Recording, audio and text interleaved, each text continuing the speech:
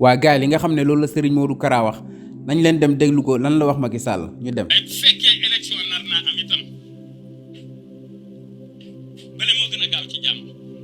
bu boobu mun tam te ay élection naraam bu ñu baaree kenn ku bëgg a dem bu ñu baaree kenn te président bul nangu ñu baare loolu la kenn naan kii bu mu ci bokk ak bu ne ci kii bokk ak bu ci kii bokk bu ko nangu bu mu doon doomi Ablaye Wade bu mu doon Khalifa bu mu doon Ousmane Sonko bu mu doon keneen bu la kenn wax ne la kii bu mu ci bokk ndax yooyu ay caaxaan te fi mu toll dañoo war a bàyyi xel dëgg vérité ndax itam nit ñi dañoo yor seen xel di xalaat képp ko defee ne mën ngaa wëndeelu mbaa nga ngay def loo xamante ne bii nit ñi duñu ko xam déedéet ndax yàlla yu mënul séddale daf ku ne dalaa jox sa wàll xel yi nag nañuy sutante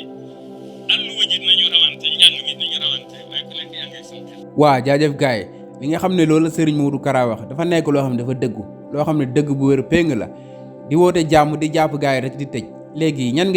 nga bëgg a seekal jàmm Macky Sall instant bii nii xanaa ñu vocal parti kese la bëgg a seekal jàmm di woote jàmm te ñi ngay wooteel pour jàmm am yaa ngi leen di jàpp di tëj loolu nu mu mën a demee noonu su fekkee bëgg nga jàmm kay Serigne Modou Kara nee na am na fu mu gën a gaawee xam ngeen lan mooy invitation bi ci dëkk bi xam ngeen ko bu baax a baax